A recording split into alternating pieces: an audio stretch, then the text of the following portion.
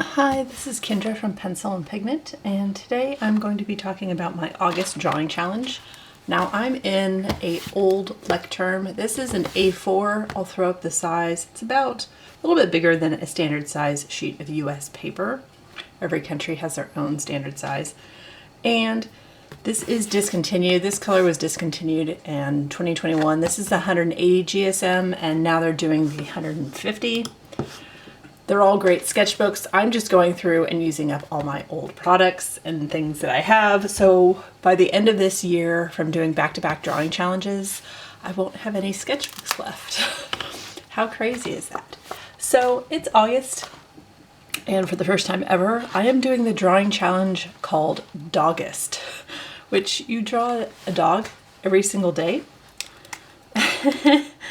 Yeah. Okay. So some of these are successes and some of these are fails, but I'm trying all kinds of different stuff. And I figured because this is 48 sheets plus end paper plus cover, it'll be 50 dog illustrations by the time I'm done. And that is a lot of dogs. And I've never done a lot of dogs back to back to back. Today is Saturday, August 9th, 2025. And we look at the prompt list and it's American Bully. So I'm doing that dog. And I am using, this is the Uniball Signo in gold. It's a high release. It's kind of the equivalent of a 10. So if you're used to an 05, double that. There's a lot of ink that comes out of these. So I go through them pretty rapidly. In fact, I purchased these a couple months ago and I have 2 and like a quarter left. So we're going through them. But that is the point. The point is to use the supplies you buy. And I love this dog. It's so cute. For some reason, every time I see one, I'm just, oh, it's a potato. So it makes my husband giggle. And he has the cutest giggle. So yeah, these are little potato dogs. They just have the cutest little squatty bodies. I know some dogs have reputations, I'll say. I don't really subscribe to that. I subscribe to it's the owner, not the breed.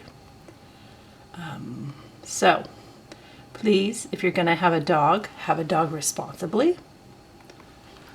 That's the end of my PSA. I'm starting with the eyeball, okay? And then we'll build out and then you can see like what I'm doing. I don't know how long this video is going to be, but I figured I've never done this challenge before. So I'm drawing a lot of dogs I've never drawn before. You want to see yesterday's? I did a Kaiken, and I don't know, it's a Japanese dog, which is absolutely gorgeous, but I drew it and it looks like a bear. So I'm kind of giggling to that because the ink of that is kind of funny. And that was a Pilot pen. So some of these, yeah, and I'm going to be doing different mediums. I've done, hold on, I'm going to go back in time. I did colored pencil. I'm okay with that guy. I'll just show you my successes versus some of my failures. I did charcoal, which this is a Basenji. I never do charcoal, so I need to do more of that. But I was just in a pen ink. Sometimes I'm in the mood for gold, and I can't.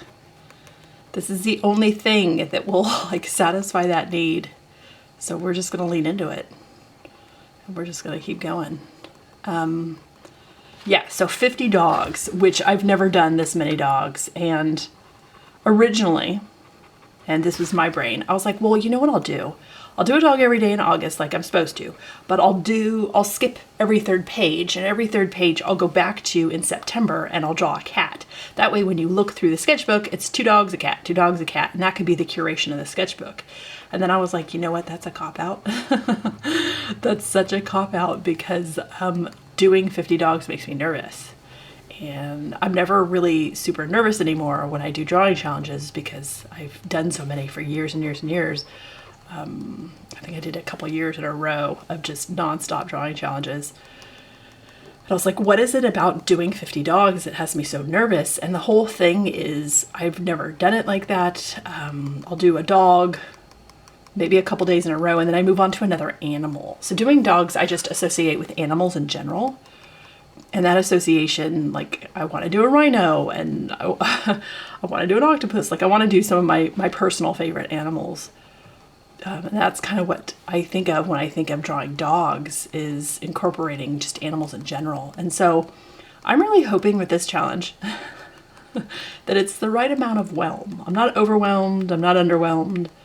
And that I keep branching out with mediums and getting weird with it. Like maybe I incorporate some dogs from weird angles or foreshortened, strange angles, just to spice it up. Because I think after 30, I'm going to be like, wow, this is visually not as interesting as it could be. Boring is a harsh word, but like there's always ways to make things a little bit more visually stimulating. And I think this is going to force me to do that. And I think that's very good for me because I don't have a lot of things forcing me. This is like my fun thing. This is my self-care, my stress relief is drawing every day. It's something I give to myself, and I've turned it into a habit and carved out the time for that. Yeah. So yeah, I'm really, really hoping that towards the end of this challenge, I break free from some of my usual habits of drawing and creating, and I start maybe coming up with some more unique color combinations or composition combinations or subject matters or angles or something that it really sort of, I build a confidence of doing other things. Like, is gold really all that wild? No, it's not. Again, I'm only 9 days in, so I'm still pretty nervous about this, like being a success in my mind for learning and picking up new things and building up better habits.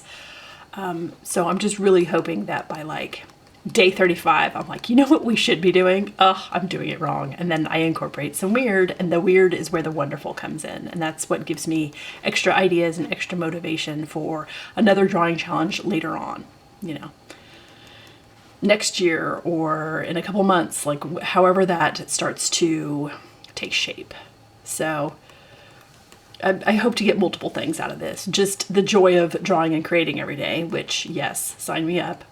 And expanding my inspiration and motivation with one subject matter, just different mediums. So I haven't really branched out and gotten too weird yet. It will happen. If you want to see what I'm creating every day, I have Instagram for that. It's kind of my visual accountability, kind of like a visual diary of just my daily creations. I don't really write a lot of stuff. I don't really get too personal. I'm just showcasing that for me, for my catalog, because I really draw every day and I start to forget. I start to forget how long it took me to draw something or the mediums I used. Like I try and go back, okay, like what did I draw in August of 2021? And I think that was Smogust, which was a dragon day, but I didn't do dragons because I can't draw dragons. So I did an animal every day and just gave it like bat wings. So I'm trying to like, that's how I keep track. So if you're curious as to like why Instagram is not my favorite thing in the whole world. It's just a quick, easy place to throw up a snapshot and include some notes. So if you just want to see like, did she create something today? I did. I post in the evenings. I live in the Northern Hemisphere. I'm in the United States, so look out for that, I suppose. Maybe I want to have that a little farther down. I'm trying to figure out the ear situation. I think a lot of them have their ears clipped. We are not of that belief system. There are some dog breeds where they clip and dock. I want to say like Doberman Pinschers, maybe is one of the breeds. There's some common breeds that like, it's so common to see the ears clipped that it's weirder when they have big old floppy ears. And we don't clip, we don't dock in our house. So we just let the animal be the shape that they are. I know. And some people don't like that. There's a divide, especially when it comes to like dog shows and stuff. If you don't have your dog clipped and docked of a breed that they say that breed should be clipped and docked, you are disqualified. So I'm trying to remember some of the more common breeds they do that too. So we have a Cane Corso, a German Shepherd mix, and some of her sisters are clipped and docked. we did not do that. I love big floppy ears. I love them so much. I can't tell you why. It's just a thing with me. It's so endearing, just big old ears. And I think that's why, like, when I see a bloodhound, I'm like, oh, sweet baby, let me love you. I'm trying to think. The most surprising dog I've ever met. Okay, let's just talk about dogs. Dogs are amazing. The most surprising dog I ever met was an Alaskan Malamute. And I was at the beach, and I live by a beach that is not warm. It's not warm. So I didn't know that dog was so big. Like, you read the size measurements and you see the things and you're like, yeah, that's a big dog.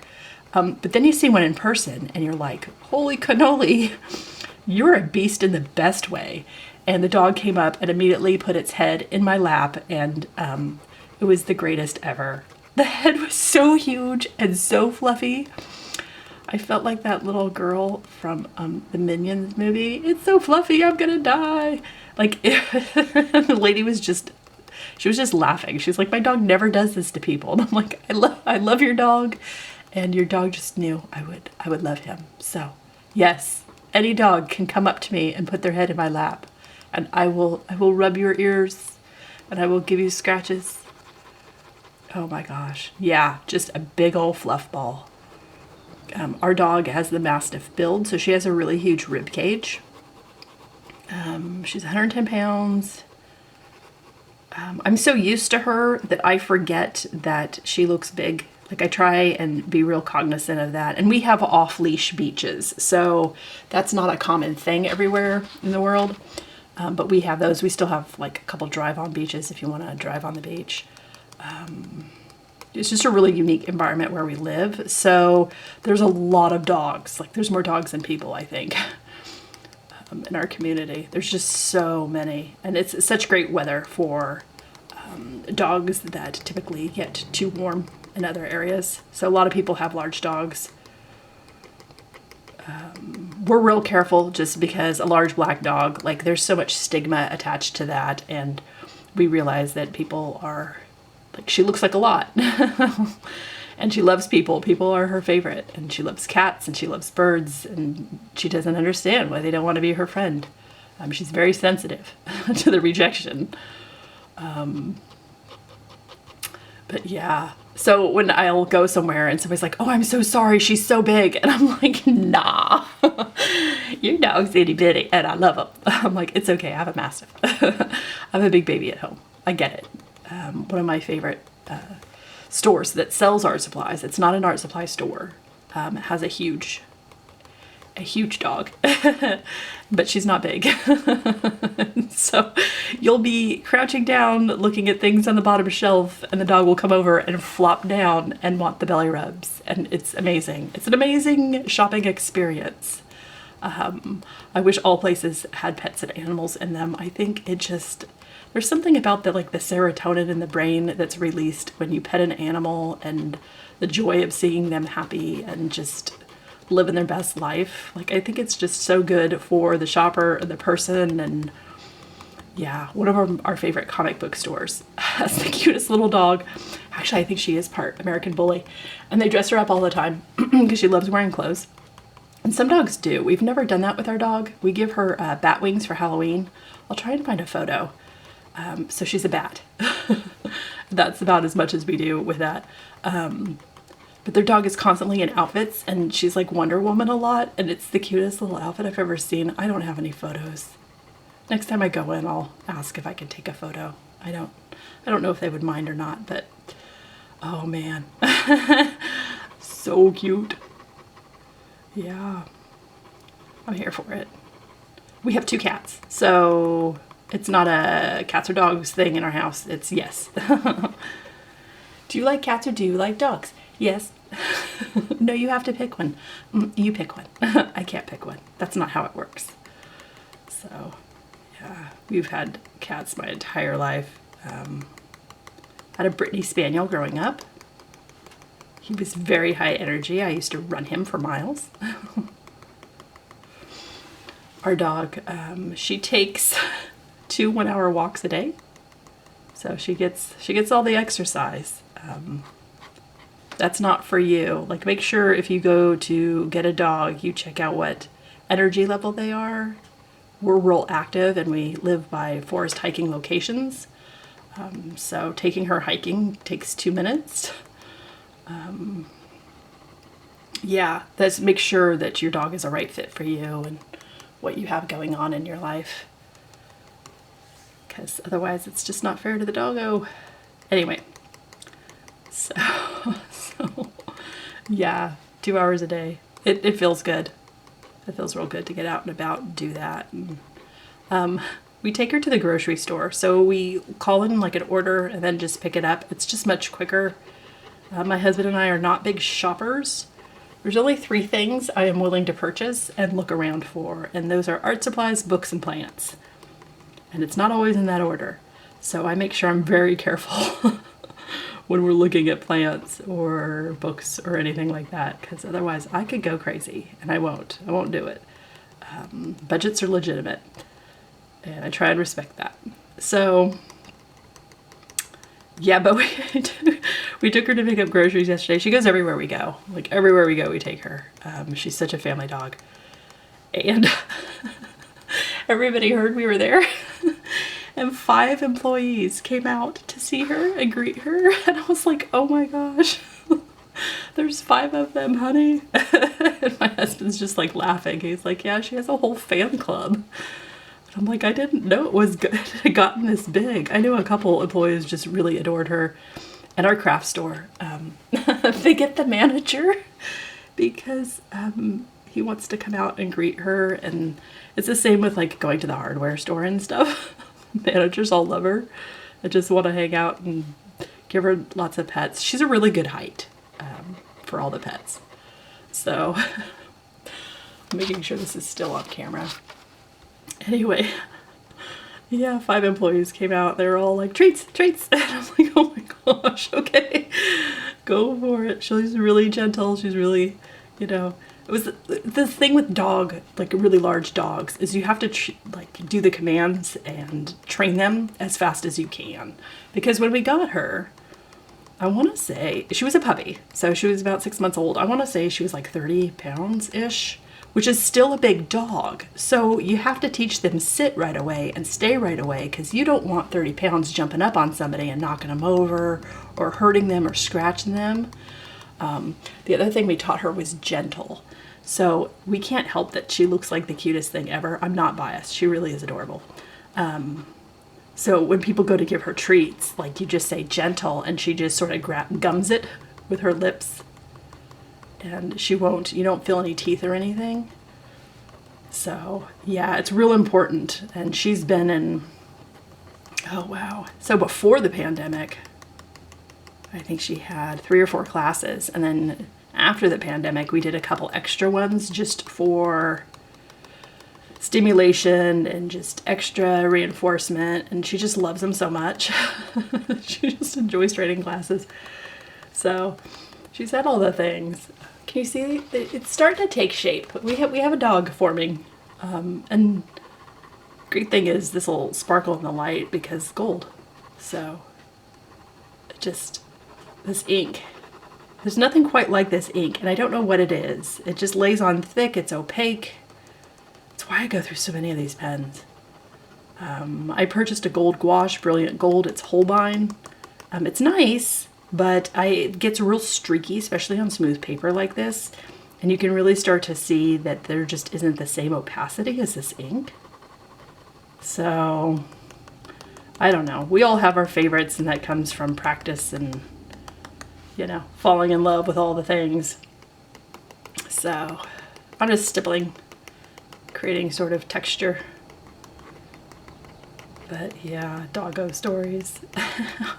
I think we had her like a week and we had walked to the park and this lady full on laid down and like stuck her face in our dog's face. And I was like, oh, we haven't had her very long. We're still getting to know her. Please don't do that. That could be dangerous. And she's like, no, it's fine. It was totally fine. But we didn't know the enthusiasm that is greeted by our dog. Like, we've met a lot of people in our neighborhood because they just recognize our dog. That's really, really cute. And the male folks, And the folks that drop off packages, they have to like, where's my dog? I'm like, yeah, is she yours though? Because I feel like you're not cleaning up after her enough if she's your dog. They're really funny. They crack us up. Yeah. This is going to be a pretty quick one today. The one yesterday took 2 hours, in case you were wondering, but that pen was an 07 and the details are a little different. So far they've ranged anywhere from an hour to 2 hours a day, which is like my sweet spot. An hour is nice because I don't take breaks. I don't take like drawing breaks between drawing challenges because I draw every day. So it's nice to have some quicker ones. And that's kind of what keeps me from burnout is I'll use a thicker pen or I'll use a different medium that just goes on quicker and faster. And that's sort of my, I don't want to say cheat day, but it's sort of my relaxed day versus when I use like a pen that's like a 0.3 and I know I'm going to be there for hours laying down little dots and things of ink. So it's a baby. Anyway,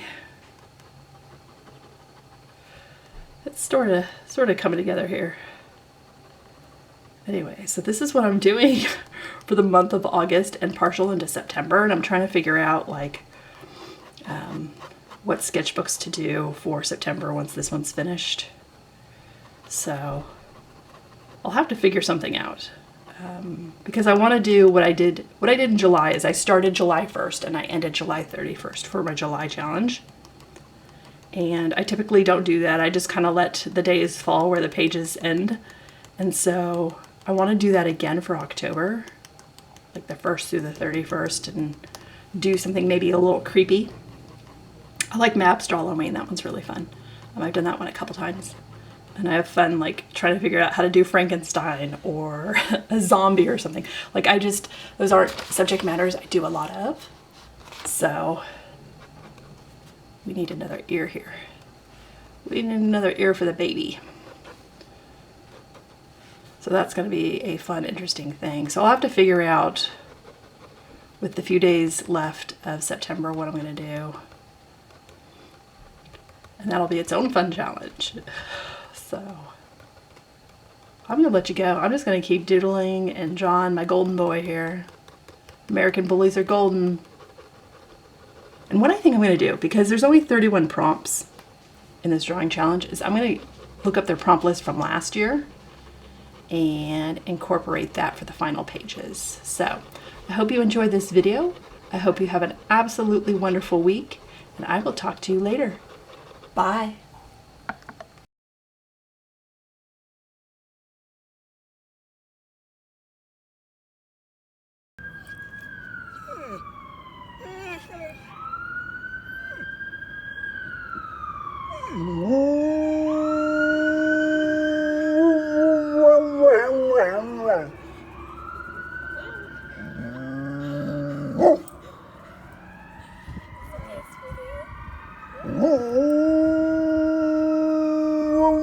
Wow.